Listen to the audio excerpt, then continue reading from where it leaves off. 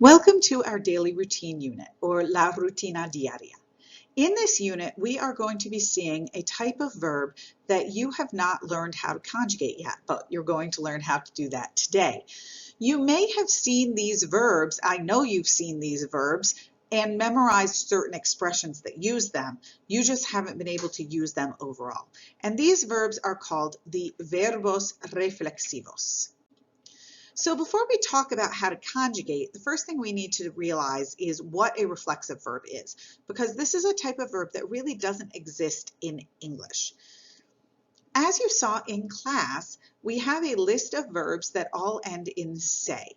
So if you have a verb that ends in "se," you need to be able to recognize that that is a reflexive verb and then use it appropriately. However, there are many verbs where you can add "se" to make it reflexive.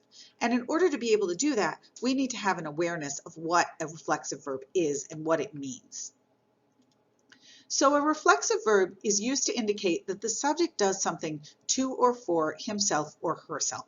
This is why we call them reflexive, because the action reflects back on the person doing the action.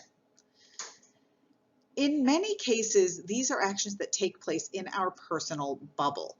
And the reason we use that little explanation is because in many cases, these verbs don't translate directly to English to say that you're going to do something for yourself. And you'll see that, and you saw that a little bit when you looked at the vocabulary words. So let's take a look at some comparisons. If I have these two pictures, these are actually the same verb. One is reflexive, one is not. So take a moment and think, which one of these is reflexive? Hopefully you chose the first one. The first one is lavarse because this is someone washing their own hands. So the reflection of the action back on the subject. But the second one, she is washing the dishes, lavar los platos. So in this case, we do not have a "se," it is not reflexive. Let's look at another example. Here we're talking about brushing hair. Which of these two pictures indicates a reflexive action? The first picture is not reflexive because this little girl is brushing someone else's hair. I often brush my younger daughter's hair. And so that is not reflexive. I'm doing it for her, not for myself. My oldest daughter pretty much brushes her own hair, so we don't have to worry about that. She is going to put the reflexive on the end, cepillarse, to indicate that she is doing it for herself. So when we look at a reflexive verb, we have that "se," and that's so funky. We haven't seen the "se" before. So the first thing we have to do is figure out what to do with the "se." So if you have a "se," the first thing that you're going to do is you are going to replace the "se" with the pronoun that matches the subject. So if the subject is yo, you say me. For tú, you say te. For él, ella, or usted, se. Nosotros is nos. Vosotros is os. And ellos, ellas, ustedes, plural, is also se. So if I have an example and I want to conjugate afeitarse, and I'm going to do it for the yo form, the first thing that I'm going to do is I'm going to take the "se" off the end. "Se" comes away off the end, and then I'm going to change it to the pronoun that matches yo. And we just talked about the fact that the pronoun that matches yo is me. So I'm going to choose me, and I'm going to put me in front of the verb. So now I have yo with me in front of the verb.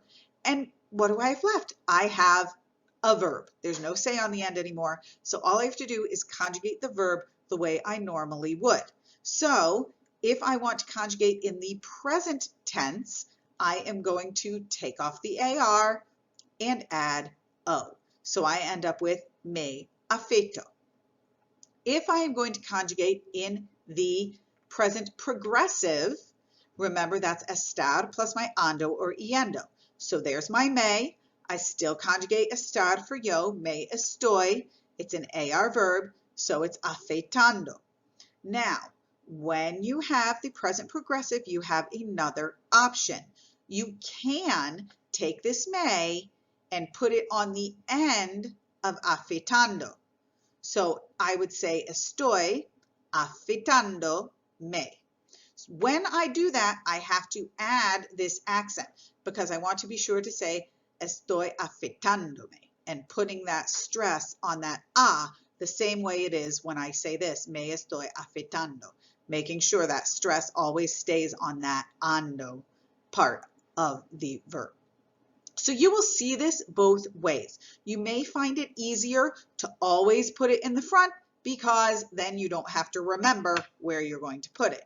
But I do want you to be aware that you might see it this way. And honestly, I often say it this way because that is the way I've learned and that is the way I'm most comfortable with.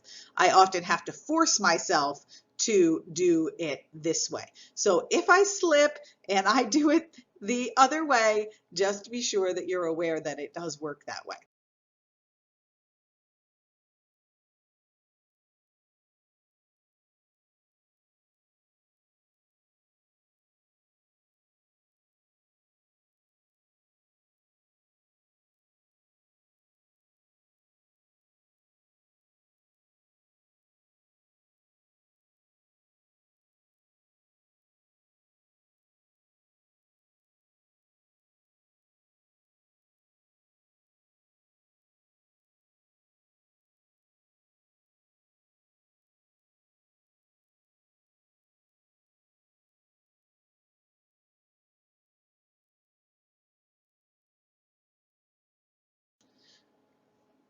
When we are doing reflexive verbs, we often use them with parts of the body or with clothing.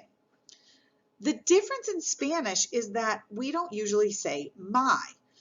So for example, la niña se quitó los zapatos. We don't say her shoes. We don't use that possessive adjective. We just use the definite article that means the. And the reason for that is because the reflexive verb say already tells you that she's doing it to herself. So la niña se quitó los zapatos, that say tells you she's doing it to herself. So whose shoes are she taking off? Well, gee, probably hers. That only makes sense. If you mean somebody else's, then you would explain that here. But it is understood when you use a reflexive verb that you're doing it to yourself, so you don't need this possessive. Here are a couple of examples of that. Patricia washes her face. Patricia se lava la cara. Here's the say, tells me that I'm doing it for Patricia, so in front of face, I just need la. I put on my jacket. Me pongo la chaqueta. Here's the me, tells you I'm doing it to myself, so la chaqueta.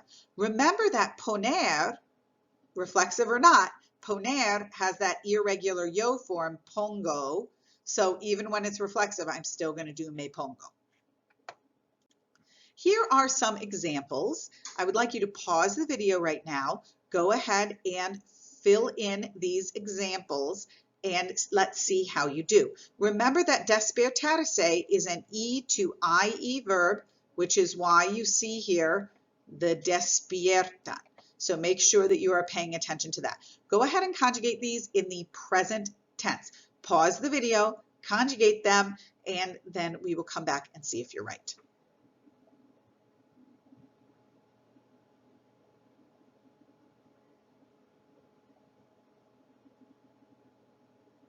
All right, let's take a look at the answers. Tú te despiertas. Again, you're going to make that stem change. It's an AR verb, and there's my te. Nos despertamos. No stem change here. Se despierta. Me despierto. Now let's go over to ponerse, which is an ER verb. Me pongo, remembering that poner is irregular just for the yo form.